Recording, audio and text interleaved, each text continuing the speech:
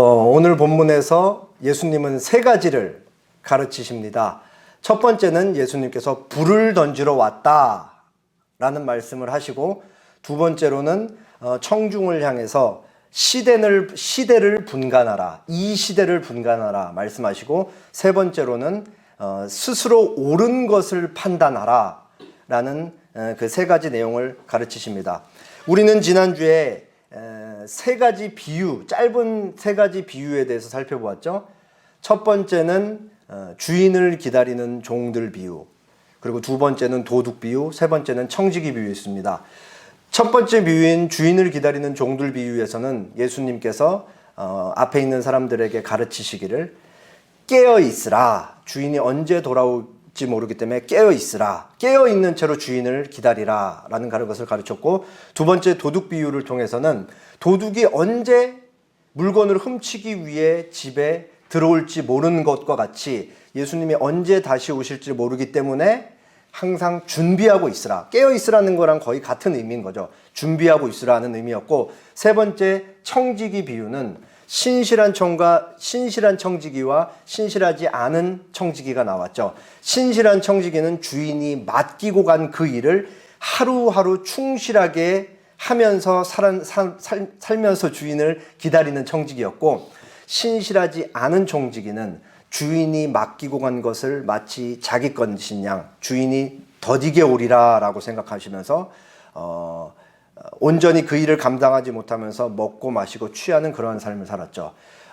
주인이 불시에 돌아왔을 때 신실한 청지기에는 주인의 모든 소유를 그에게 맡기는 보상을 받고, 신실하지 않은 청지기는 마치 불신자들이 받는 벌과 똑같이 두동강이 나는 아주 자극적인 표현으로 그러한 형벌에 처하게 될 것이다 라고 그렇게 예수님께서 가르치셨습니다. 요점은 단순하죠.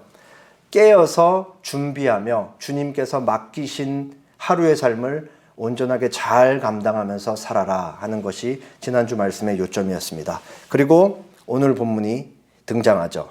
12장 마지막 단락으로서 12장 49, 50절에는 예수님의 사역에 대해서 예수님이 스스로 말씀을 하십니다. 불을 던지러 왔다. 그리고 나는 받을 세례가 있다. 그리고 그 예수님께서 하시는 사역의 결과로서 어떤 결과가 초래되는지 12장 51절부터 3절에 분쟁이 있을 것이다 라고 예수님께서 말씀을 하세요. 그리고 다음 단락으로 넘어가서 12장 54절에서 56절에는 예수님께서 사람들에게 시대를 분간하라 라고 말씀을 하시고, 그리고 마지막 12장 57절에서 59절까지는 옳은 것을 스스로 판단하라 라고 말씀하시면서 그 한 가지 짤막한 비유를 또 그렇게 들어주십니다. 이 오늘 본문 말씀을 통해서 예수님을 믿는다는 것이 무엇인지, 조금 다르게는 우리가 구원을 받았다라는 것이 의미하는 바가 무엇인지를 조금 생각해보고, 예수님을 믿는다는 것, 우리가 받은 구원이 우리 신자의 삶에 어떤 영향을 미치면서 살아야 하는지에 대해서 함께 고민해보는 시간을 갖겠습니다. 말씀 한 절 보고 본문을 살피도록 하죠. 골로새서 1장 24절 말씀입니다. 나는 이제 너희를 위하여 받는 괴로움을 기뻐하고 그리스도의 남은 고난을 그의 몸된 교회를 위하여 내 육체에 채우노라. 바울의 고백인데 아주 멋있죠. 그리스도의 남은 고난을 그리스도를 통해 이 땅에 생겨난 교회에 나의 육체에 채우노라. 교회를 향한 바울의 열심을 그렇게 고백하고 있는 멋있는 말씀입니다. 이제 본문 보도록 할게요. 12장 49절에서 50절. 내가 불을 땅에 던지러 왔노니 이 불이 이미 붙었으면 내가 무엇을 원하리요? 나는 받을 세례가 있으니 그것이 이루어지기까지 나의 답답함이 어떠하겠느냐. 예수님께서 자신의 사역을 소개하시면서 내가 하는 사역은 이 땅에 불을 던지러 온 사역이다. 그렇게 말씀을 하세요. 여기서 불이 의미하는 바는 두 가지예요. 하나는 심판의 의미가 있고 하나는 정화의 의미가 있는 거예요. 심판은 모든 것을 태워 없애는 의미가 있는 것이고, 정화는 불을 통해 깨끗하게 재련되는 이미지가 있는 것이죠. 쉽게 생각하면 우리가 뜨거운 불 속에 금과 다른 물건들을 다 같이 집어넣는다라고 생각해 보세요. 그러면은 불의 높은 온도에 의해서 다른 물건들은 다 타겠죠. 반면에 금은 어떻게 돼요? 재련이 돼갖고 불순물이 걸러지고 순도가 더 높은 금으로 이렇게 나오게 되는 거잖아요. 여기서 불의 이미지가 정확히 같은 거예요. 예수님의 존재, 복음을 통해서 사람들이 예수님을 어떻게 이해하고 믿느냐에 따라 사람이 나뉠 것인데, 예수님을 믿는 사람들은 불이 정화시키고 재련하는 것과 같이 예수님을 믿으면 믿을수록 그 사람이 점점점 거룩하고 깨끗하게 변해가고 종국엔 천국으로 가게 될 것이다 라는 그러한 의미가 있는 것이고, 반대면에는 심판의 의미와 같이 예수님을 받아들이지 않는 자에게는 그 사람은 계속 악인으로 살다가 영원한 형벌에 처하게 될 것이다 라는 그 두 가지 의미가 이 불이라는 이 단어에 같이 들어가 있는 것이죠. 그렇기 때문에 예수님의 사역이 공생애 때는 아직 과도기잖아요. 예수님께서 죽으시지도 않았고 부활하시지도 않았고 승천하시지도 않았기 때문에 그 일이 아직 이 불이 이미 붙었으면 내가 무엇을 원하리요? 그러니까 난 이것을 원한다라고 그렇게 얘기한 거죠. 그렇지만 아직 과도기이기 때문에 아직 붙지 않았다라는 표현을 하신 것입니다. 그러면서 연속선상에서 예수님께서는 나는 받을 세례가 있다라고 이렇게 얘기를 해요. 예수님의 사역, 공생의 사역의 두 가지 핵심 축을 이루고 있는 것인데, 하나는 예수님의 십자가 죽음, 그리고 또 다른 하나는 예수님의 부활이죠. 예수님께서 여기서는 내가 받을 세례가 있다라고 하면서 예수님의 죽음이라는 이 한 축에 대해서 그렇게 말씀을 하십니다. 마가복음 10장 38절에 이런 말씀이 있어요. 예수께서 이르시되 너희는 너희가 구하는 것을 알지 못하는도다. 내가 마시는 잔을 너희가 마실 수 있으며 내가 받는 세례를 너희가 받을 수 있느냐. 야고보 요한 형제가 예수님 그 좌편 우편에 앉게 해주십시오라고 구했을 때 예수님께서 하신 답이에요. 여기서 예수님이 그들에게 말씀하신 답인 내가 마시는 잔, 내가 마시는 세례는 전부 한 가지를 가르치는 거죠. 예수님께서 받으실 고난과 십자가 죽음. 여기서 세례가 오늘 본문에 기록되어 있던 나는 받을 세례가 있다 할 때 그 세례와 동일한 의미예요.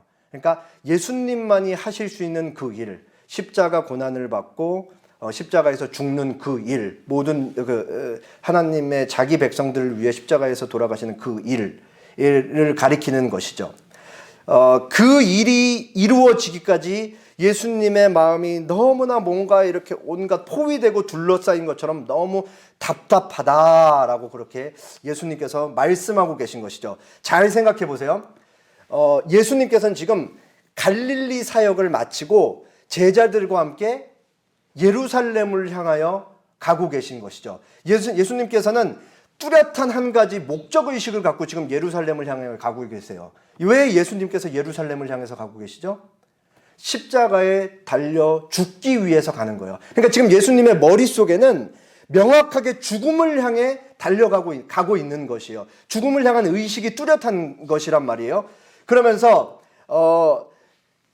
예수님께서는 자발적으로 그 일을 하기 때문에 원하지만 동시에 나의 답답함, 그 일이 이루어지기까지, 내가 십자가 죽음을 지기까지 난 너무나 답답하고 힘들다, 이런 심경을 고백한 것이죠. 이 부분에 대해서 존 라일 목사님이 이렇게 해석을 하셨습니다.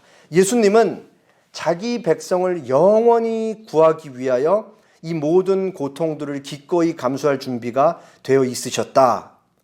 수행하실 일에 대한 열심이 마치 활화산처럼 주님의 심령 속에 불붙고 있었다. 강렬하게 그 일을 원하고 계셨다는 거죠. 요컨대 주님은 아버지의 영광을 증진시키고 또 잃어버린 세상을 향하여 생명의 문을 활짝 열며 또 자신을 희생시킴으로써 죄와 더러움을 씻고 영생의 선물을 한없이 부어주시려는 최상의 생각으로 그의 심령을 가득히 채우셨다.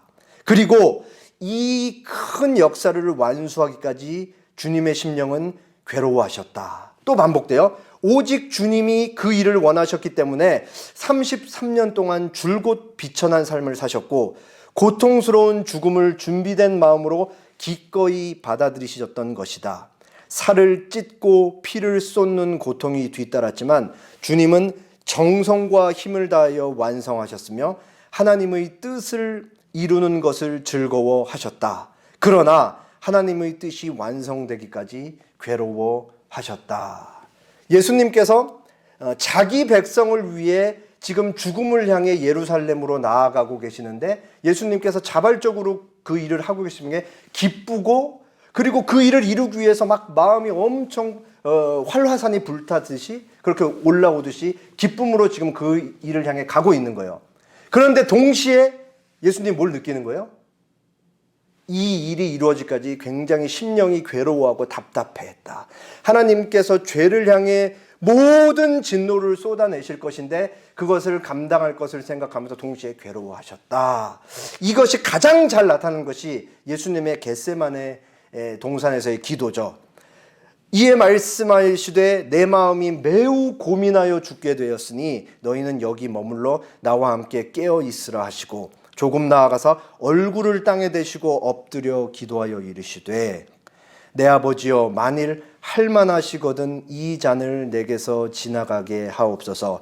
그러나 나의 원대로 마시옵고 아버지의 원대로 하옵소서 하시고, 예수님께서 얼마나 고통 가운데 계셨는지 하나님께 기도를 드리는데 이 잔을 내게서 옮겨지게 하시옵소서라고 기도를 드리는 거. 여기서 잔은 아까 말씀드렸듯이 십자가 죽음에 대한 잔을 의미하는 거죠. 그러니까 이 십자가 잔을 지나가게 하옵소서 하면서 예수님께서 그렇게 고민을 했다라는 것을 우리가 알 수 있습니다. 마음속에 그럼 동시에 예수님은 나의 뜻이 아니고 아버지의 뜻대로 이 일이 이루어지길 원합니다 라고 얘기했던 것이죠. 그래서 모든 것이 하나님의 뜻대로 이루어지길 원합니다. 이런 대목을 보면은 우리 삶 속에 굉장히 큰 위로가 되는 거예요. 왜냐하면은 예수님께서 십자가 지는 것을 기뻐하심과 동시에 괴로워하셨다는 어떻게 보면은 어떻게 이 상반되는 감정이 한 명의 이 완벽한 하나님이자 완벽한 인간 예수에게 공존했는가를 생각할 때 위로가 되는 것이죠. 왜냐? 우리는 매일매일 그리스도인으로 살면서 얼마나 이 실존적인 딜레마에 빠져서 이러지도 못하고 저러지도 못하고 기쁨과 슬픔을 동시에 느끼면서 그리스도인으로서 많은 고민을 하면서 살아가요. 그렇기 때문에 예수님께서도 이러한 고민을 하셨다는 것이 우리의 삶 속에 엄청난 위로가 되는 것이죠. 여기서 중요한 사실은 예수님께서 괴로워하면서도 하나님의 뜻대로 이 모든 일이 이루어지기를 기도드립니다 하고 철저하게 하나님의 뜻에 순종해서 그 길을 따라갔다라는 사실인 것이죠. 이어지는 내용은 예수님께서 불을 던지시는 자신의 사역에 대해 그 사역이 초래할 결과에 대해서 말씀하고 있습니다. 제가 51, 2절 읽을 테니까 여러분이 53절 읽어주시면 되겠습니다. 내가 세상에 화평을 주려고 온 줄로 아느냐? 내가 너희에게 이르노니 아니라 도리어 분쟁하게 하려 함이로다. 이후부터 한 집에 5사람이 있어 분쟁하되 셋이 둘과 둘이 셋과 하리니 아버지가 아들과 아들이 아버지와 어머니가 딸과 딸이 어머니와 시어머니가 며느리와 며느리가 시어머니와 분쟁하리라 하시니라. 예수님께서 분명하게 말씀하시죠. 예수님을 통해 예수님의 하시는 사역이 초래할 결과가 사람들이 나뉘는 것이다 라고 그렇게 말씀을 하십니다. 아까 불을 던지러 오는 내용과 이제 연속선상에 있는 거예요. 예수님께서 공생애를 사셨던 당시에도 이미 사실은 유대 사회에 어느 정도 균열이 가기 시작했죠. 왜냐하면 예수님을 받아들이는 제자들이 있었고 70이 더 넓게 사도들이 있었고 더 넓게는 70인의 제자들이 있었고 여제자들도 있었잖아요. 그렇지만 반대편에는 예수님을 절대로 받아들일 수 없는 사람들이 있었어요. 그게 누구예요? 유대 지도자층. 그러니까 이 예수를 인간으로만 보면은 바리새인들 입장에서는 제자들은 우상 숭배를 하고 있는 거예요. 인간을 섬기고 있는 거니까. 이게 아직은 계속 말씀드리지만 과도기에 있기 때문에 불분명하게 나타나지만 이제 오순절 성령 강림 이후에는 제자들이 직접 설교를 통해서 이 예수가 곧 하나님이다라는 복음의 명징한 핵심을 전하기 때문에 그때부터는 받아들이는 자와 받아들이지 않는 자가 유대교로 남는 사람과 기독인으로 남는 사람들이 철저하게 나뉘는 것이죠. 예수 그리스도라는 존재, 그리고 복음의 내용을 통해 어떻게 반응하느냐에 따라 사람들이 나뉠 수밖에 없는 현실에 대해서 그렇게 말씀하시는 의미로서 분쟁케 하러 왔다라고 그렇게 말씀을 하시는 것이죠. 이것이 가장 가까운 사이인 가족 사이에서도 일어날 수밖에 없다. 유대교에 남는 사람들과 예수님을 믿고 기독교인으로 가는 사람들은 가족 사이에서도 그렇게 분쟁이 일어날 수밖에 없다라는 것을 말씀하시죠. 아주 놀랍게도 이와 같은 예수님의 사역은 이미 예수님께서 아기 예수일 때 그 시몬이 이제는 종을 평안히 놓아주시는도다 하나님께 감사드리면서 그 아기 예수님을 보면서 마리아에게 했던 그 예언의 내용 속에도 포함되어 있어요. 2장 34, 35절에 시몬이 그들에게 축복하여 그의 어머니 마리아에게 말하여 이르되 보라 이는 이스라엘 중 많은 사람을 패하거나 흥하게 하며 비방을 받는 표적이 되기 위하여 세움을 받았고 또 칼이 내 마음을 찌르듯 하리니 이는 여러 사람의 마음의 생각을 드러나게 하려 함이니라. 오늘 나와 있는 내용이 그대로 다 나왔죠. 칼이 마리아의 마음을 찌른다. 고통을 느끼게 할 것이다. 왜요? 아들이 죽으니까 마리아 입장에서는. 그것으로 인해 엄마의 마리아가 굉장한 고통을 느낄 것인데 그 예수 그리스도의 십자가 죽음을 통해 많은 사람들의 마음이 드러나는 거예요. 그 복음을 보면서 어떻게 반응하느냐에 따라 사람들의 마음이 드러나는 것이고 그것이 곧 긍정적으로 예수님을 믿는 반응으로 드러나는 사람은 흥하게 되는 것이고 부정적으로 거부하는 사람들은 패하게 된다. 이렇게 사람들이 나뉜 것이라는 것이 이미 아기 예수 때 시몬의 예언 속에 잘 나타나 있는 것이죠. 이어지는 내용에서는 이제 양분될 것이다 라를 예수님께서 이제 말씀을 하시고 그러니까 너희는 어떻게 생각해야지 마땅한 것이냐 나에게 오는 것이 너희에게 당연히 마땅한 선택일 것이다 라고 예수님께서 선택을 촉구하시면서 판단하라고 시대를 분간하라고 말씀하시죠. 먼저 시대를 분간하라는 말씀입니다. 12장 54절 56절 또 우리에게 이르시되 너희가 구름이 서쪽에서 이는 것을 보면 곧 말하기를 소나기가 오리라 하나니 과연 그러하고 남풍이 부는 것을 보면 말하기를 심히 더우리라 하나니 과연 그러하니라. 외식하는 자여 너희가 천지의 기상은 분간할 줄 알면서 어찌 이 시대는 분간하지 못하느냐 이렇게 얘기했는데 예수님께서 그때 당시에 고대 예수님 당시 이스라엘 사회에서 살았던 사람이면 누구나 쉽게 알 수 있는 날씨를 먼저 예를 드세요. 자 여기 보면은 이제 이스라엘 지역만 제가 이렇게 주황색으로 표시를 했죠. 사람들은 이 왼쪽에 있는 저 바다가 이제 지중해잖아요. 그럼 지중해에서 이렇게 구름이 이렇게 몰려와요. 이스라엘 있는 쪽으로 서쪽에서부터 구름이 몰려오는 걸 보면 사람들이 다 아는 거죠. 비구름이 몰려오는구나. 곧 비가 오겠구나. 그러니까 너무 누구나 다 알 수 있는 사실이라 이거예요. 또 한 가지. 남쪽에서 남풍이 이제 위로 이제 북상을 하는 거죠. 그러면 아래쪽에 제가 이렇게 동그라미 친 데는 다 무슨 색으로 돼 있어요? 녹색깔로 돼 있죠. 근데 지금 바람이 불어오는 아래쪽엔 다 무슨 색으로 돼 있어요? 베이지 색깔. 전부 다 사막이라 이 얘기예요.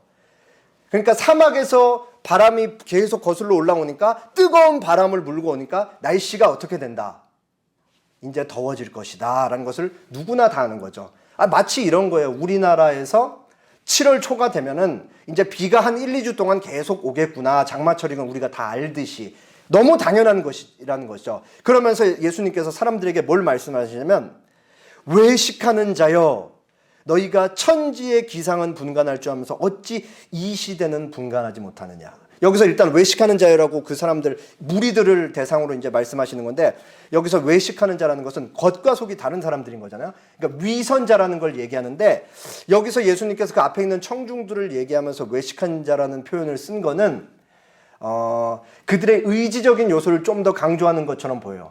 예수님이 지금까지 보인 공생의 사역을 통해서 뚜렷이 이 사람이 누군지 알 수 있는 근거들이 있음에도 불구하고 그 사람들이 의지적으로 부정한다는 것을 조금 강조하는 표현인 것 같아요. 그러면서 이제 예수님께서 앞에 말씀하신 지중해에서 오는 구름과 남풍을 너희는 쉽게 너무나 잘 알면서 어찌하여 이 시대는 분간하지 못하느냐. 이 시대는 특정한 때를 의미해요. 매일 같은 그런 날이 아니고 지금 특정한 시기라 이거예요. 어떤 시기예요? 하나님께서 구원 역사 속에 하나님의 아들이시자 메시아이신 예수를 이 땅에 보내셔서 하나님의 나라가 이루어지고 있는 그 때를 얘기를 하는 거예요. 그러니까 왜 이런 특정한 하나님의 구원 역사 속에서 중요한 시대를 너희는 날씨는 쉽게 알면서 뚜렷하게 보이는 이 일을 모르느냐, 부정하고 있느냐, 그렇게 얘기를 하시는 것이죠. 그리고 이제 마지막에서는 예수님께서 짧은 비유 하나를 통해서 다시 한번 옳은 것을 너희가 스스로 판단하여 선택해야 되지 않겠느냐, 그렇게 말씀하십니다. 제가 57, 8절, 여러분이 59절 읽겠습니다. 또 어찌하여 옳은 것을 스스로 판단하지 아니하느냐. 네가 너를 고발하는 자와 함께 법관에게 갈 때에 길에서 화해하기를 힘쓰라. 그가 너를 재판장에게 끌어가고 재판장이 너를 옥졸에게 넘겨주어 옥졸이 옥에 가둘까 염려하라. 내가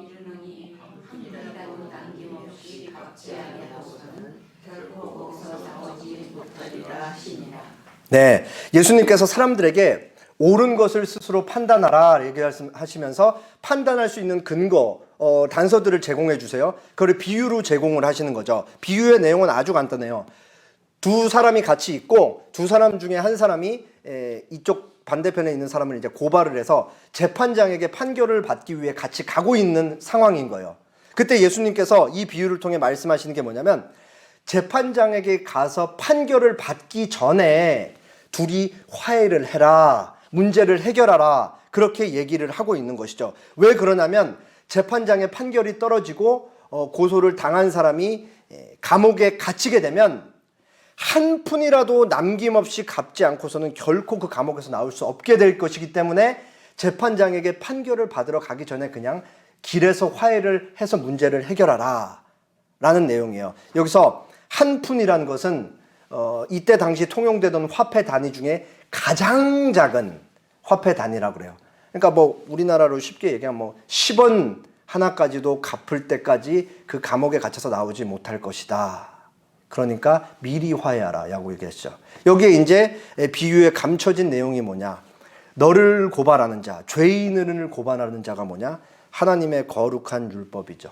거룩하신 하나님의 속성이 반영된 하나님의 법. 가장 핵심적으로 요약하면 십계명이 그것을 지키는 살지 못하는 사람들이 계속 정죄를 하는 거죠. 나중에 불신자들이 최후의 심판 때 가서 하나님께 심판받을 때 어떤 법조문을 통해 그들의 이 땅에서 살았던 악한 행동들이 심판을 받느냐?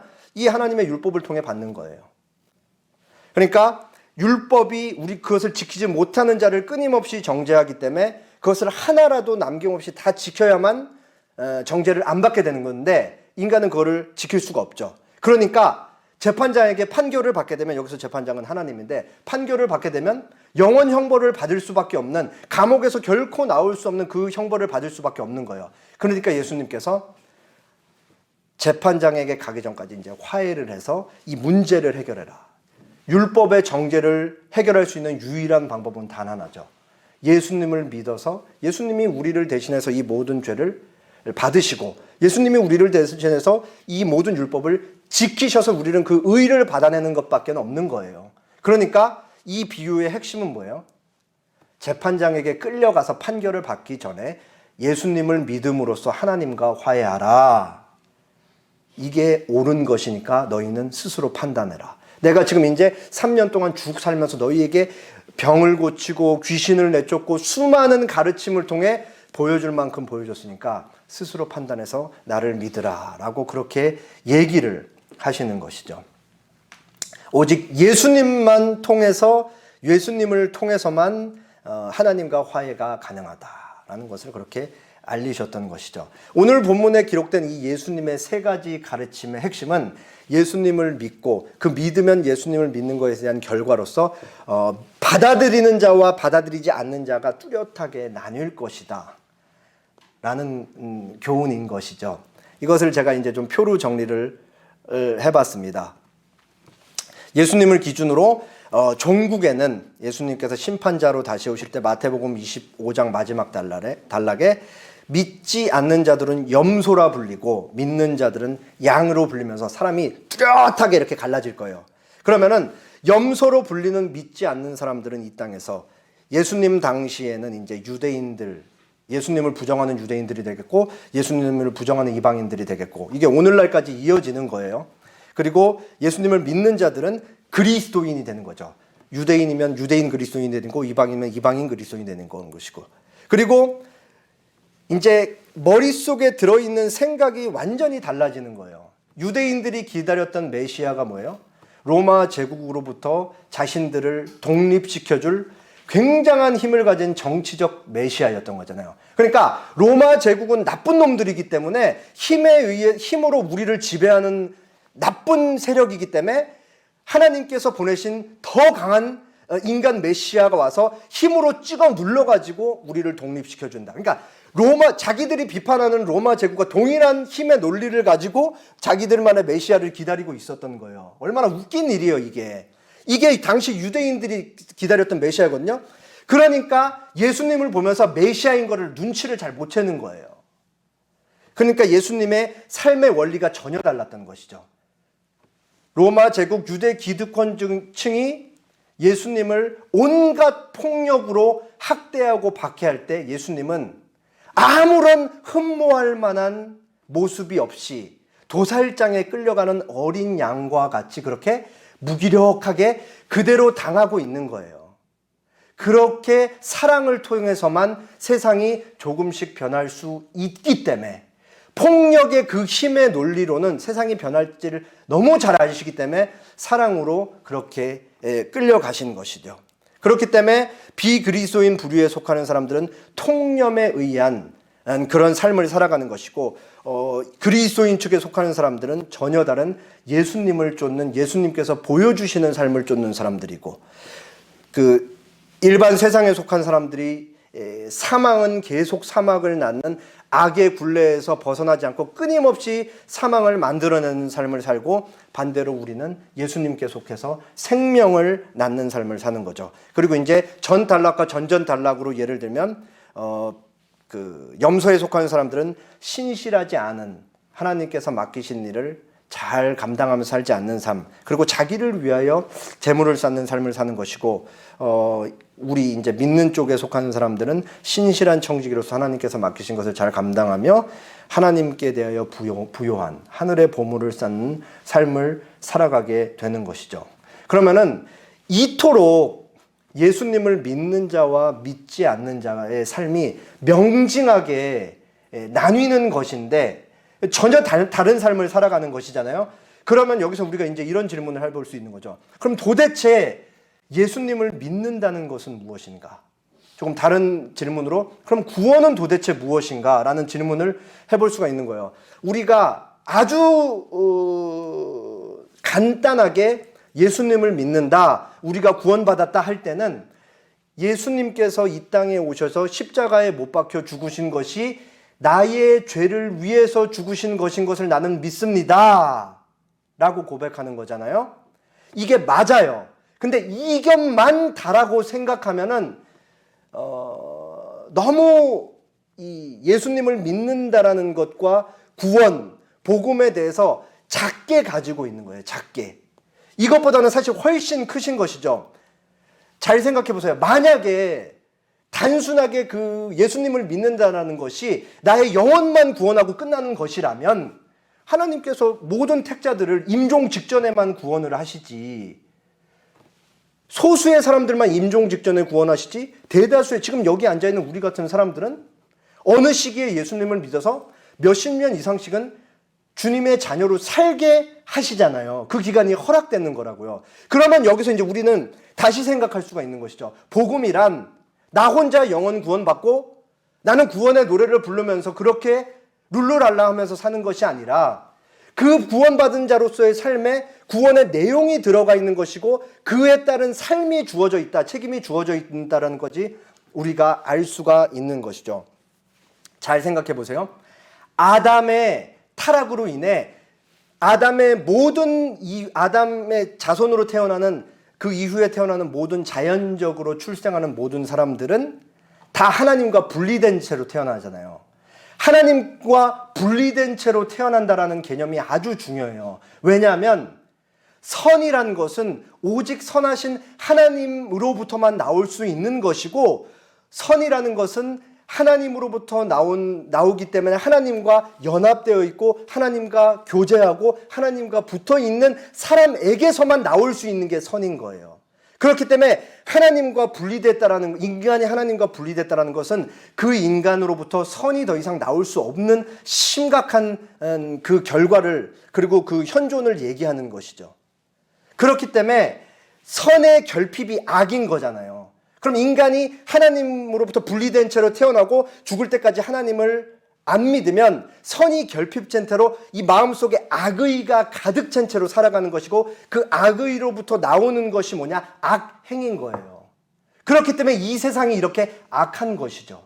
악의로 가득 찬 하나님으로부터 분리된 사람들로부터 나오는 모든 행동들이 악행이기 때문에 여기서 이제 예수님을 통해 하나님과 화해한다라는 개념이 아주 중요한 것이죠.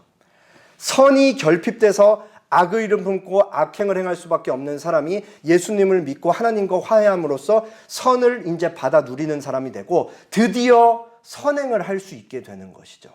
여기에 그리스도인에게 요구되는 것이 뭐냐? 바로 사랑인 거예요. 사랑.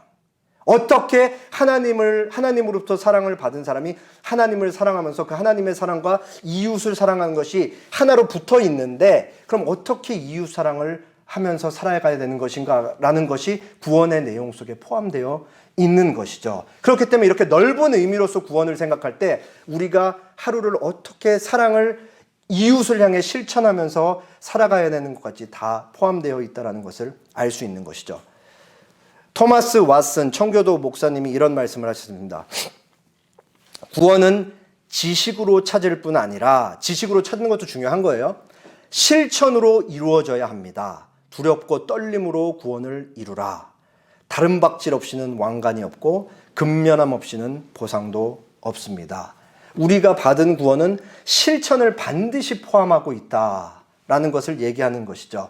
부단히 노력하는 그 다른 박질을 통해 영원한 생명의 면류관이 주어지는 것이고, 그 처절한 고난의 이 땅에서의 삶을 통해서 말할 수 없는 영광이 주어지는 것이고, 그리고 근면한 청지기에게 주인의 모든 즐거움에 함께 참여할 수 있는 보상이 주어지는 것이죠. 그렇기 때문에 사랑을 통해서 이웃에게 선행을 행한다는 것이 무엇인지 끊임없이 고민하면서 그것을 실천하면서 하루하루 살아가는 것이 바로 구원받은 자의 삶에 그것이 포함되어 있는 내용인 것이죠. 우리가 잘 알듯이 우리가 이렇게 좋은 뜻, 그리고 주님의 뜻, 주님을 쫓는 삶을 살아간다고 해서 세상이 야 너희 잘한다 이러면서 박수 쳐주거나 막 치켜 세워주지 않을 거예요. 오히려 재수없다면서 막 손가락질 할 수 있는 게 현실일 수 있는 것이죠. 그렇지만 우리가 복음을 담아내고 예수님이 쫓았던 그 삶을 그대로 살기 위해 하루하루 노력하면은 누군가는 우리의 삶을 통해 그것이 기준이 돼서 하나님 편에 들어오는 것이 되는 것이고, 누군가는 또 영원히 부정하게 떨어져 나가는 게 되는 것이죠. 예수님의 존재와 삶과 복음을 통해 사람이 끊임없이 나뉠 수밖에 없듯이, 어떻게 반응하느냐에 따라 나뉠 수밖에 없듯이 우리의 삶을 통해 사람들은 끊임없이 나뉘어질 수밖에 없는 게 현실인 거예요. 잘 생각해 보세요. 만약에 우리가 그리스도인인데 세상 사람들과 똑같은 생각을 가지고 똑같은 삶을 살 때 세상 사람들이 우리를 보면서 아무런 이질감을 느끼지 않는다라고 생각해 보세요. 그러면은 나뉠 일이 없는 거잖아요. 아니 저 사람들 똑같네? 나뉘어야지 누가 우리 쪽으로 들어올 거 아니에요. 근데 나뉘는 일이 없으면 그게 더 이상한 거죠. 그러니까 세상 사람들이 우리를 보면서 이질감을 느껴야 너무 마땅한 것이고, 동질감을 느끼면 거기는 우리는 책임의식을 느껴야 된다라는 것이죠. 어쨌든 복음의 속성 자체가 나뉠 수밖에 없는 것이니까. 알칼리성과 산성은 다른 색깔을 띠면서 확 갈라질 수밖에 없듯이 예수님을 통해 갈라질 수밖에 없듯이 우리의 삶을 통해서도 누군가는 나뉠 수밖에 없다라는 것을 우리가 알아야 된다라는 것이죠. 제가 참고하는 현대신학자 중에 RT 프란스라는 학자가 있는데 이 학자가 그 홀로코스트 2차 세계대전 당시에 이제 홀로코스트 때 그거에 관한 기록을 쓴 증오의 유산이라는 데이비드 라우시라는 저자가 쓴 글의 일부를 인용하면서 아주 약간의 간략한 말을 해요. 그 부분을 조금 소개를 할게요. 이 훌륭한 책, 이게 뭐냐면 이제 그 증오의 유산이라는 책이에요. 그 홀로코스트에서 다룬 책. 이 훌륭한 책은 기독교인들이 홀로코스트를 잊지 말아야 하는 이유에 초점을 맞춘다. 한 챕터에서는 라우시는 유대인들을 도왔던 소수의 기독교인들과 돕지 않았던 다수의 기독교인들의 차이점은 어디에서부터 왔는가라고 묻는다. 이 문제를 연구하고 난 후에 그는 다음과 같이 적고 있다. 유대인이 엄청 나치당에 의해 학살을 당했을 때 소수의 기독교인들은 그들을 열심히 도왔지만 다수의 기독교인들은 도우지 않았다는 거예요. 그러면서 이 증오의 유산의 저자 데이비드 라우시가 이렇게 글을 쓴 것을 이제 RT 프란스가 이제 발췌를 해온 거죠. 너무 중요해요. 두고두고 우리가 기독교인으로서 반드시 생각해야 되는 너무 중요한 내용들이 많이 들어가 있어요. 기독교 사상과 실천의 확고한 도덕적 패턴들을 반복적으로 강조하는 것은 매우 중요하게 느껴진다. 그들은 다른 종교와 인종을 향해서 그리스도와 같은 태도를 가지려고 노력했으며 주위의 공동체가 장려하고 유지해온 편견을 벗어버리려 노력했다. 편견은 학습된 행동이므로 그들은 편견에 젖어들지 않기 위해 부단히 노력하는 삶을 살았다. 무슨 말인지 아시겠죠? 성경에 나와 있는 예수님의 삶과 모범과 사람들을 보는 그 시선과 태도와 마음가짐을 반복해서 배우고 또 배웠더니 유대인을 보는 시각이 이 사람들조차도 사랑해서 도와줘야 된다라는 생각을 가진 소수의 기독교인들이 있었던 것이고 다수의 기독교인들은 여기를 받아들이지 못하고 그냥 듣지 않으니까 그냥 방치를 하고 방관을 했다라는 거예요. 이렇게 똑같은 기독교인들 사이에서 다른 삶의 양태가 나타나더라라는 것이죠. 그러면서 거룩한 사고, 주님을 닮는 그 사고와 행동은 인격적인 성장을 가져왔으며 모든 사람을 향한 하나님의 사랑과 인간의 생명의 무한한 가치를 이해하게 했다. 이거 우리 다양한 방면으로 스스로를 점검해 봐야 돼요. 내가 지금 갖고 있는 너무나 당연하다라고 생각하는 것들이 과연 성경을 근거로 해서 옳은 것인가? 너무 많게 스스로 묻고 성경을 통해 다시 바라볼 수 있는 안목을 가져야 되는 거죠. 사람을 향한 태도부터 전부 다. 그러면서 이제 프란스가 요 글을 인용해서 짧은 코멘트를 달아요.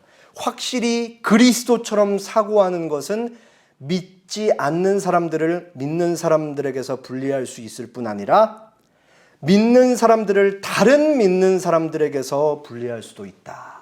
그러니까 우리가 예수님을 쫓아 살아가고 예수님의 행동과 성경에 기록된 대로 끊임없이 사고하면서 그 사고를 통해 우리의 삶이 하나씩 실천으로 드러날 때 믿지 않는 사람과 우리는 끊임없이 또 나뉠 수밖에 없는 것이고 당연하죠. 악인이랑 의인이랑 어떻게 물과 기름과 같은 데 같이 공존하면서 살지만 어떻게 하나로 될 수가 있어요? 말이 안 되는 거죠. 그렇게도 나뉠 것이고 또 아주 씁쓸하게는 믿는 사람들 사이에도 나뉠 것이다. 그러니까 예수님에 대해서 깊이 알고 깊이 사랑하면서 그렇게 쫓아 살기를 원하고 신앙의 수준이 깊어지면 깊어질수록 신앙의 수준이 계속 정체되어 있는 사람과는 계속 나뉠 수밖에 없다라는 거예요. 이게 아주 제 고민이기도 하고 어쩔 수 없는 현실인데 어쨌든 우리는 주님을 더 닮기 위해 노력을 해야 된다라는 사실인 것이죠. 그러면은 이제 마지막으로 이제 짧게 한 가지만 해결하면 돼요. 오늘 본문에서 분명히 복음의 본질적 속성이 분쟁, 나누는 것이라 그러는데 성경에서 우리는 끊임없이 화평케 하는 자라는 부름을 받잖아요. 그렇기 때문에 사실은 조금 그 맥락이 다르긴 한데 그럼에도 이 문제를 해결하기 위해서 이제 마지막으로 인용문 하나만 소개하고 마치겠습니다. 우리가 예수님을 부단히 쫓는 삶을 통해서 사람들이 나뉘는 것인데 결국 복음에 대한 반응으로 나뉘는 것이죠. 근데 그거를 우리가 이제 어떻게 견지하면서 하루를 살아야 될까라는 제임스 에드워즈라는 현대 신학자의 아주 통찰 있는 글입니다. 그리스도의 부르심을 듣고 결혼과 가족, 심지어 자신의 목숨보다 부르심이 절대적으로 우선권을 갖는 것을 인정하는 자마다, 그러니까 하나님이 최고라 이거예요. 삶에서 그렇게 생각하는 자마다 예수와의 교제와 그의 선교의 은혜로 참여하게 된다. 여기서 선교는 막 외국으로 나가는 그런 걸 얘기하는 게 아니고 이 선교는 하나님 나라다. 우리가 하나님의 통치를 받으면서 하루하루 사는 거죠. 자신의 인생에서 하나님 나라가 궁극적인 권위를 갖고 있음을 인정하는 결단은 그 사람을 세상과 분리시키지만 나는 오로지 하나님의 통치와 하나님의 말씀대로만 살겠습니다 라고 고백하는 사람은 세상과 분리되지만 세상에서 이탈해 살도록 하지는 않는다. 분리는 돼 있지만 공존해서 사는 거예요. 세상과 세상 사람들과.